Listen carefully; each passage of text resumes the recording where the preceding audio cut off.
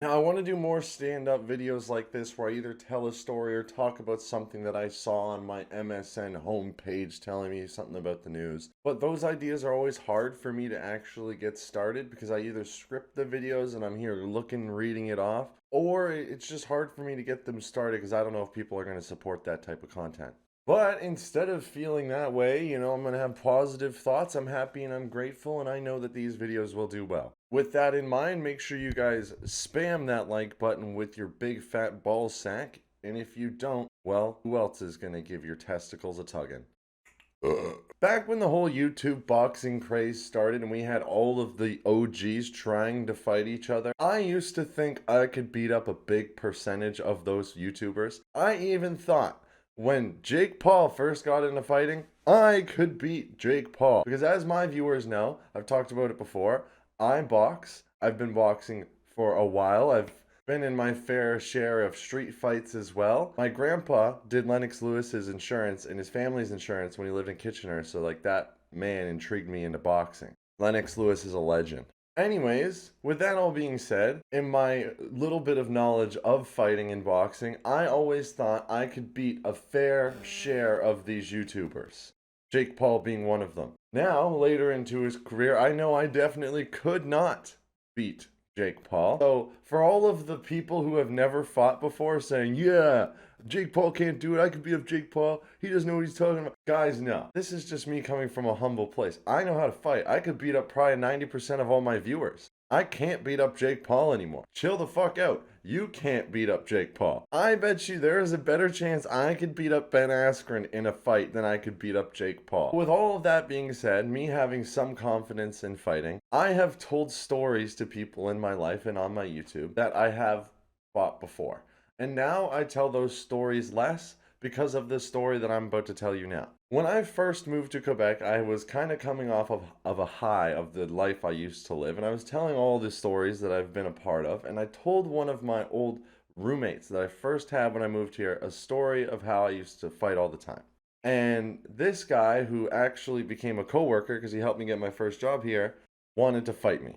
And I just want you guys to keep in mind that this guy is also an alcoholic, and throughout the times that we were living together, he probably came home 30 different times, like super drunk and just all riled up and ready to go with something in his life. And then with my stories in the back of his mind, banging around thinking that I'm a fighter and he wants to fight me because, he's an older guy and he can beat up some younger guy who thinks he's tough. And that's what it all comes down to, is when you know how to fight and you tell people you know how to fight, those people now think they can beat you up. And I know that is not true, and most other people think they are 2% off of being Superman, so they can kind of fall into action at any point and kick the shit out of anybody. I mean, I guess that's how every man feels until they get truly humbled. Anyways, after telling all my stories to this guy, and after him gaining a little bit too much confidence in his drunken states around me, he asked me to play shot for shot with him. Now, I was outside at this point smoking, and he came out drunk and he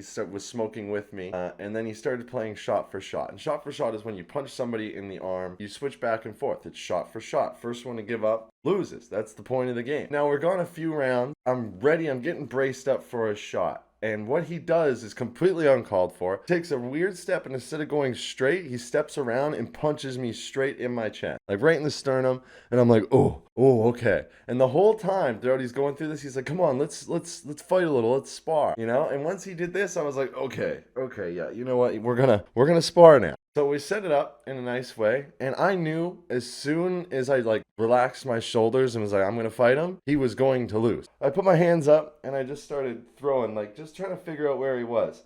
And he would throw his jab and I would just kind of punch it and push it and find my way to the back of his chest. And as soon as I found the distance and I had realized my arms are longer than his, I started to laugh. And it was like this slow motion moment of me looking at him smiling, and his hands just kind of went down. Mine were up, his went down. I started to smile.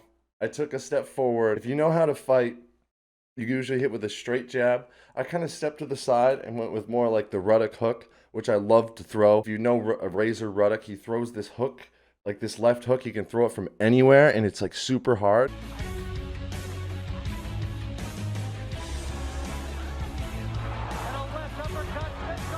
So I always try and imitate this punch. And if you're a regular fighter and you don't start southpaw, this is the best punch to throw because no one ever expects it. You set up the ruddock hook, and as soon as you do, you come over as hard as you can with your right. But I didn't know this guy had a glass chin. I found the distance southpaw. I turned regular and I was like, knew I was going to win the fight. I start laughing.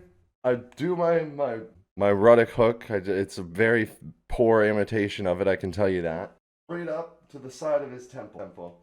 And he just started to fall. Now, in his defense, I did stand on his foot. When I stepped forward, I accidentally stood on his foot.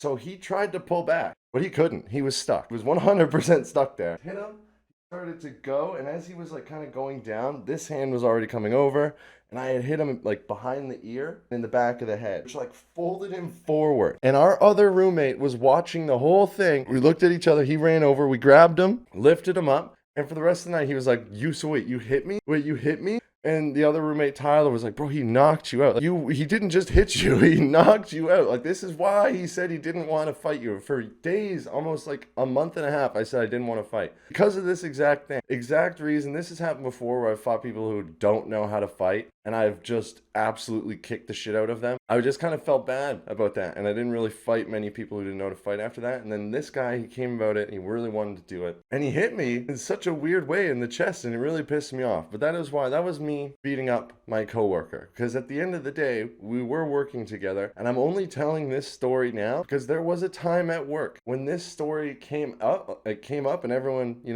told him and asked him his side of it, and you tried to make me look like an asshole. He's like, yeah, I asked Spencer to spar, and then you just hit me in the face. I was like, what the fuck?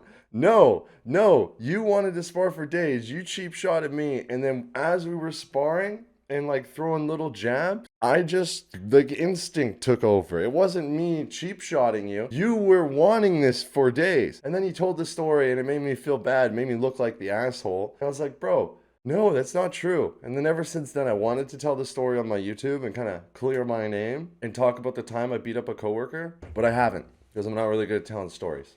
Hopefully this all cuts up well. I also have another story I wanted to tell from that job where I have a Me Too story of this coworker of mine inviting me over in the late of night because he heard about my story where I went homeless and he wanted to help me find a place to shower and he wanted me to stay there. Lo and behold, he was trying to groom me for a fuck, like feeding me alcohol. If you want to hear this story, I'll tell you. Like this video and leave a comment and I'll tell you that one where I basically have a Me Too story of this old man trying to fuck me. Anyways, guys, hopefully you enjoyed my story. Leave a like and I'll make more. New video tomorrow. Every sub gives me a treat. Every sub I get, Mia gets a treat.